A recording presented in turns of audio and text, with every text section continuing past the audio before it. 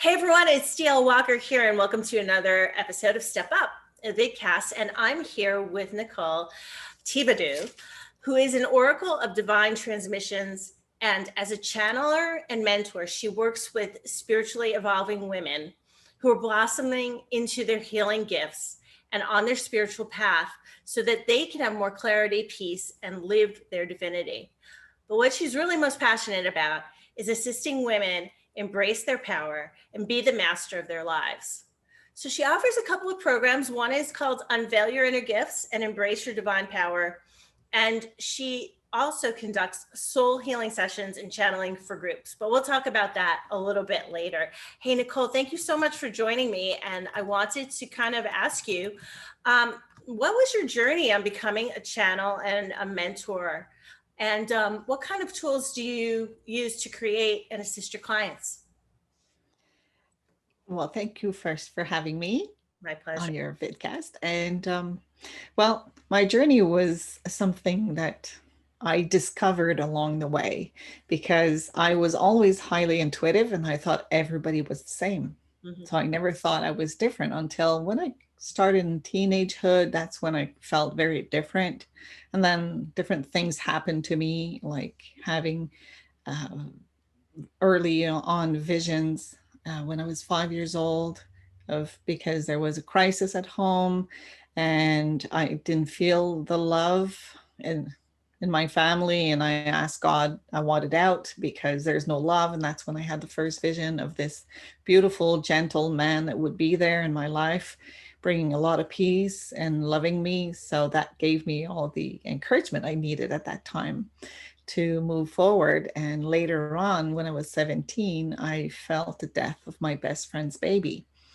And that was the scariest moment of my life because I woke up unable to breathe. And, you know, when they called and I just couldn't tell anyone about this, what I felt, because I said, everybody's going to think I'm crazy.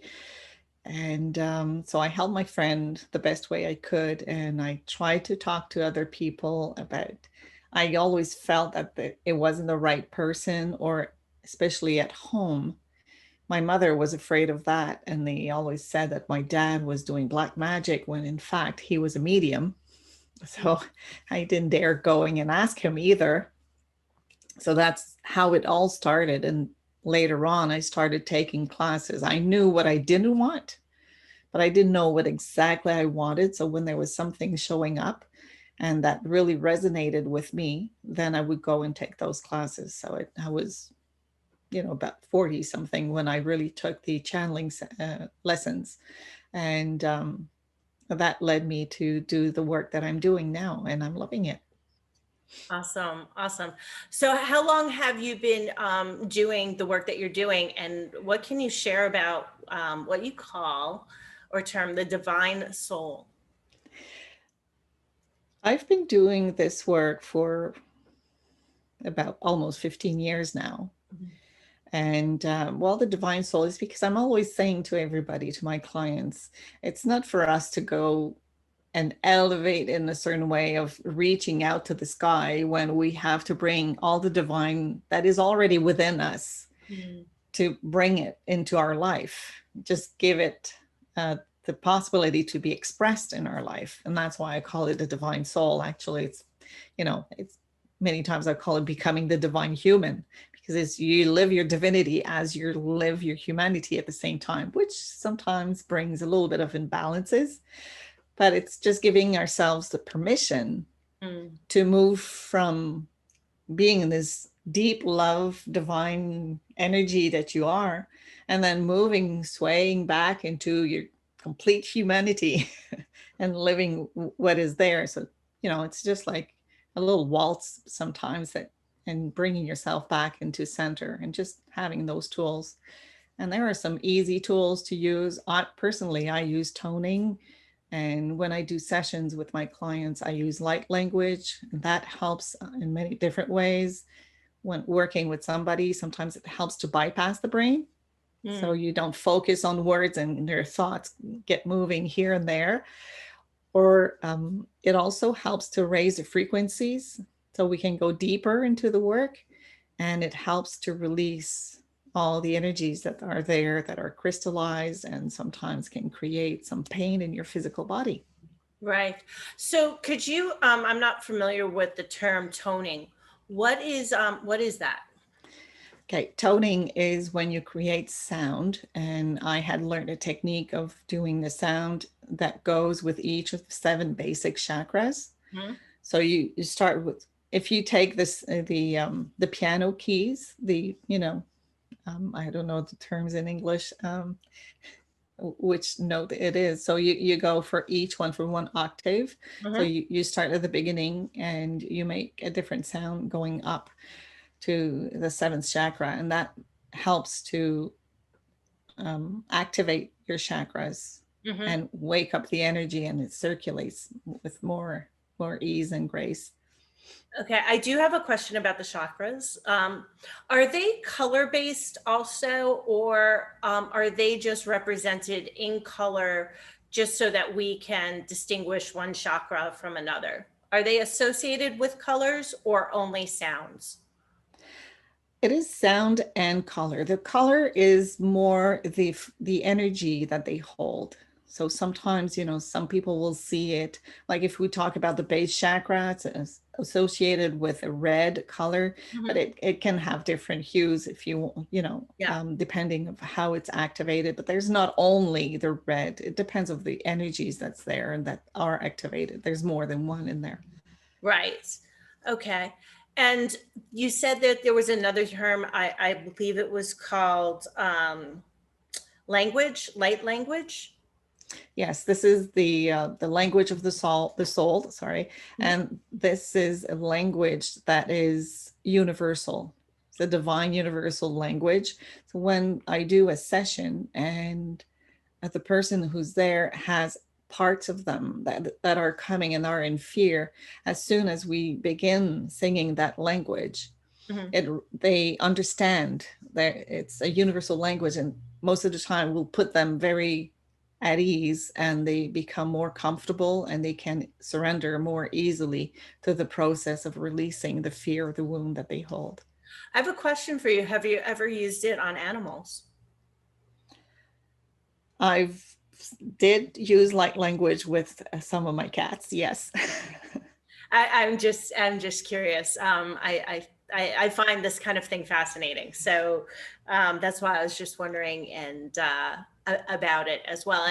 And you learned the light language through your training?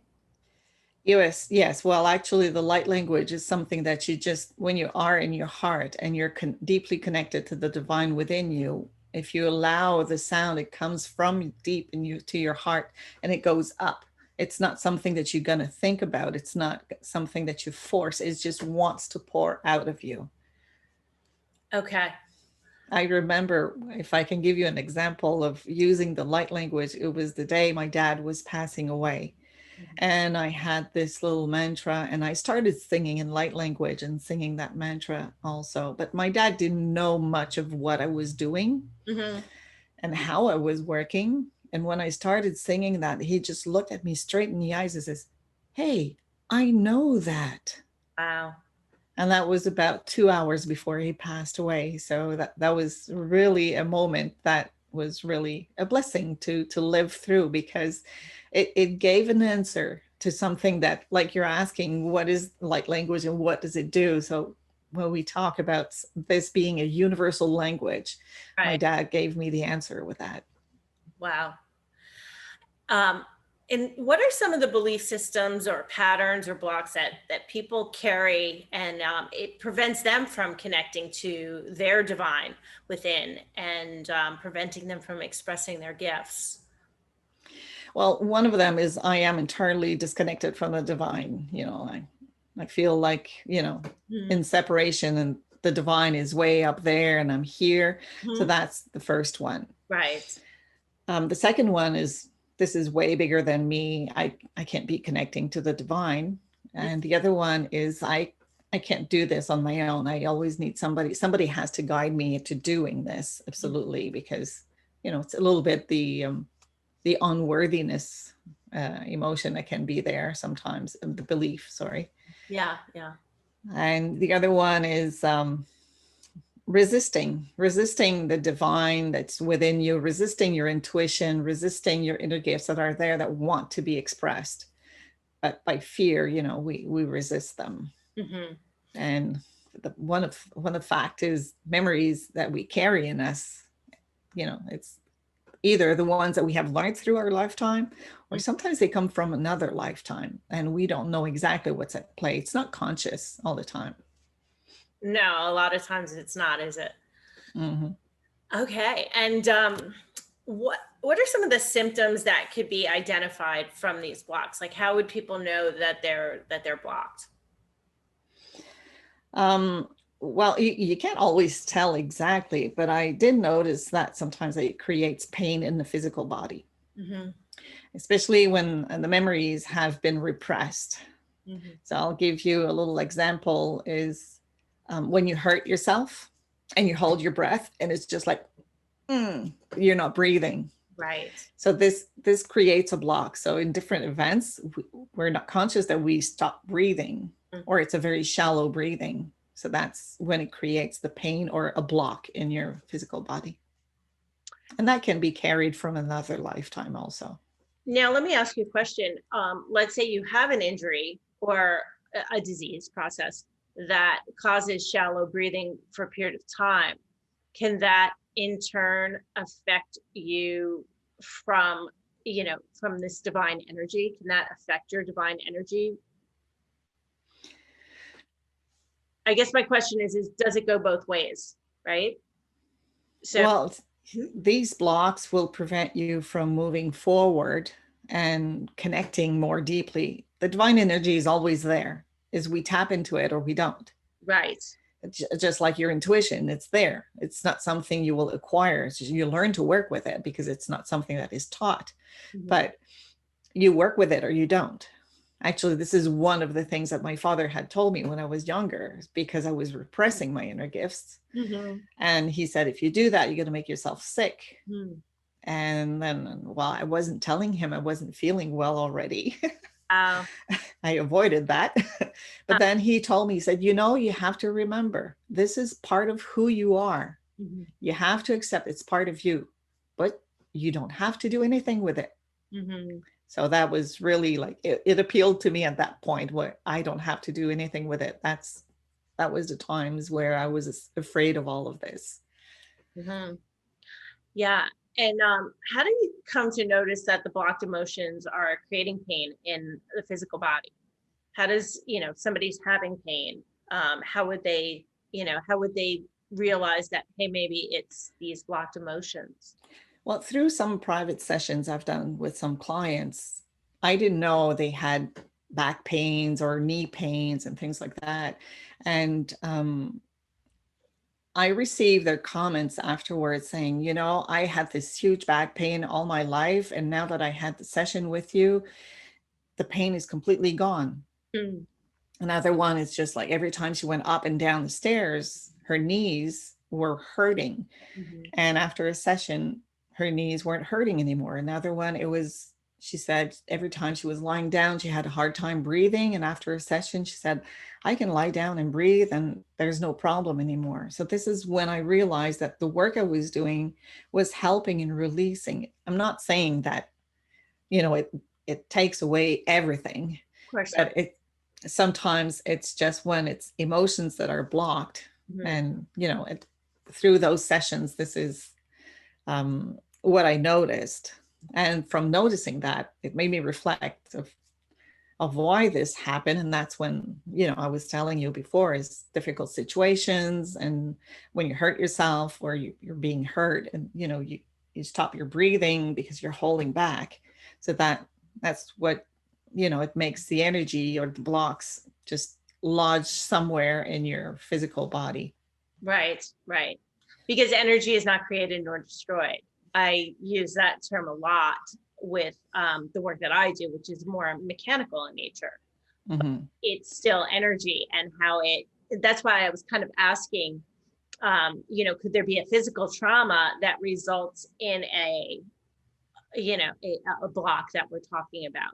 And that, as a result of the the experience itself and the energy that it put into the body, and then sometimes the body's adaptation to to a stressor. So if you've broken a rib and it hurts to breathe, you're certainly not going to breathe in that area, you know No. and until that's healed. But then once it's healed, you may forget about it. You unless you're consciously reminded to do so, then you won't, and it'll go into a pattern. And I'm wondering if that can create these other kinds of blocks that you're speaking of as well. Yes, it could. Yeah. Like it also comes not only from those things, but also for myself, I've noticed that it came from resisting change. Yes. So when you're in resistance, you create blocks and you create pain in your physical body, and you Yeah. know, and like you're saying, breathing like that, then it's just like relearning that you can breathe easily, even if you had a broken rib before, Yeah. that this can come back to a normal breathing. Yeah. I worked, one of my first jobs out of physical therapy school was working at a pain center, and I remember a woman's pain diminishing by about 50 or 60% just by restoring a normal breathing pattern. So again, it's it kind of, I think, goes both ways, and I feel, at least personally, that one reinforces the other as well. But so one of the things that I'm all about is empowering people to take control and kind of self shaman, take control of their being a part of their health and healing team, and doing the everything that they can to help themselves get better. And so, what are some of the things that you teach people to do?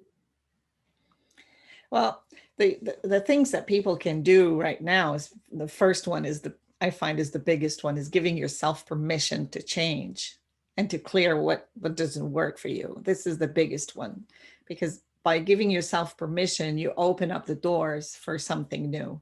So it's just like giving yourself a huge dose of self-love, Right. as because we have the tendency of giving a lot more permission to others to do the change than we give ourselves. Mm, yeah. um, they need to call in for assistance from their guides, their higher self, and to trust that they are supported at all times, and they are safe when they do that.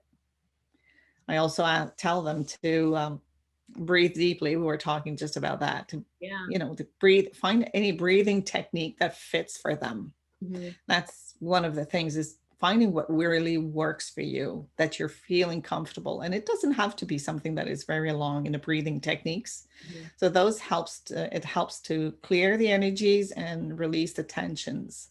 Right. Absolutely. And I think the one thing about breathing that I find so incredible is that not only is it something that's going to happen automatically and we don't have to think about, but it's something that we are normally in complete control of. you know how we do it, unless obviously we have a spinal cord injury or something that prevents that from happening. We can choose, and there aren't that many things in life or even in your body that you can control as easily as your breath you know Exactly. so I find it, even the words, inspire, inspiration, what are you wanting to bring in, and expiration, what are you wanting to breathe out, what do you want to leave or Mm-hmm. or die, from what's going on in your life right now, and that kind of thing. So tell me about the programs that you offer to teach people how to do this kind of thing. How long are they? What's involved, and that kind of thing. Well, I have a 3-month program, which is Unveil Your Inner Gifts. Mhm. And this one is for women who want to release the fear of using their inner gifts. Mhm. Uh, you know, Women that were like I was. And we work on different aspects of meditation, inner intuition, their inner gifts, and self-healing with Archangel Raphael. And although I am a Reiki master, Mhm. It's not Reiki that I'll be teaching them. It's really working with Archangel Raphael, and you can work from there for yourself. Mhm. The other program is a 12-month program, is Embrace Your Divine Power. Mhm. And this one is really going in depth into transformation within so you can embrace your divine power. And this is something that each time I connect to this program, it's always no, it's 12 months. People need to this month for each code. A code is our images that I channel, and they infuse with high frequency. So as you look at the image, it creates, not it, I'm sorry, as you look at as you look at that image, it helps to clear energies that are blocked or thought forms and patterns. Mhm. At the same time, it helps to activate the new frequencies within you to go a step further. So it brings in higher frequencies within that chakra that we're working with, because I work with 12 chakras. So that's why there is 12 months, and each month is one chakra that we work with, and each month has its own code to work with. And it brings us into very high frequency. It releases the old baggage of what you carry from lifetime to lifetime, or even the baggage from your family. Mhm. So you can release that and stand in your own power. Yeah, yeah. I think that's something that's pretty fascinating that's coming to surface is, how much of this stuff is maybe even not your stuff, but things from your lineage, things that your family went through. Just like genetics, it will stay with you. And so, Mhm. you might have this experience that you don't understand and you don't ever remember it being different. And maybe that's from, your ancestors rather Yes. rather than yourself.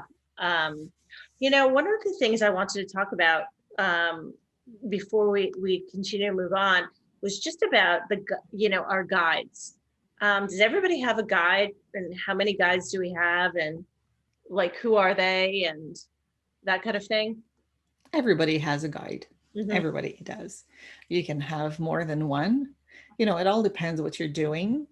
And I call them the divine team because, you know, are they angels, archangels, ascended masters?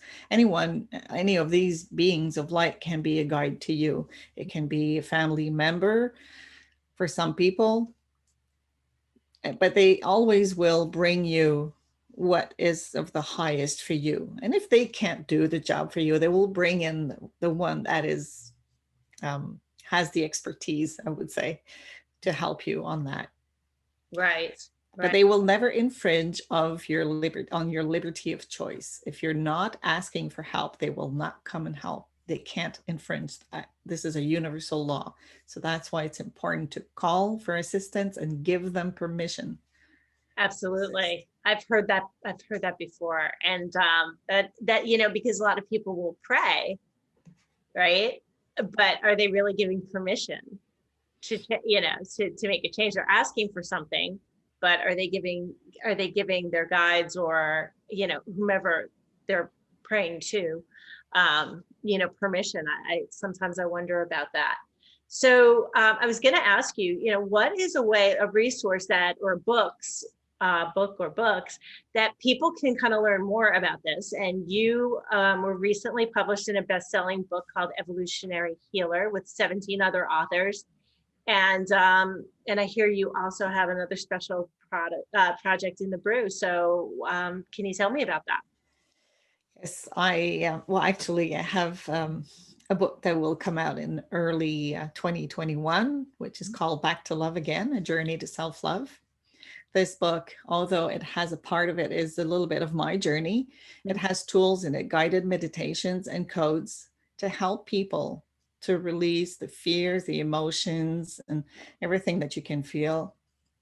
As I went through two burnouts in my life, Mhm. one was really a burnout physical, but the other one was more emotional. Mhm. There were two different things to deal with, and working with Divine Mother, and the angelic mothers, I was able to bring this book and birth this. So it's really a nice project that is coming along very nicely. You know, I'm struggling with some things myself right now, and I'm really excited to take a look at it when it comes out. Maybe I can get an early preview.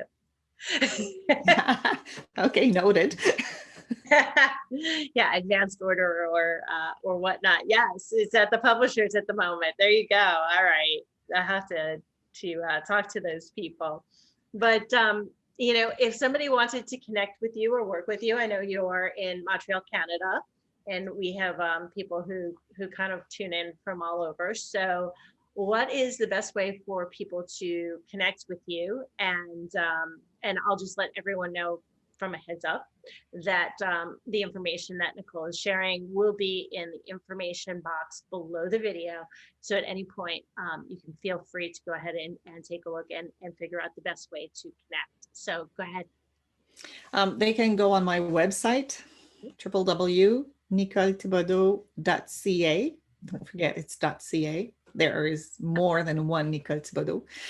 Ah, And yeah, and they can click on book your free call button, okay. and where we can these calls are really especially for people that want to learn more about the programs and are really serious into going into one of these two programs. Mm. There's also my Facebook page at nicolesthibodeau.ca, Mhm. or there I have a private Facebook group called Grace and Transcendent Heart, and they also can get my freebie that is the Divine Connection Booster. Mhm. So they will learn how to anchor their pillar of light the way I do it with the 12 chakras. And that helps to bring a lot of balance in our life and just feel more safe and solid. Mhm. Awesome. Awesome. So all of those links, guys, again, they're in the information box below. Nicole, thank you so much for coming on and sharing the information that you've been gifted and sharing your magic. And like I said, I'm very excited to read your book. So again, thank you so much for being here. And Thank you for inviting me. my pleasure.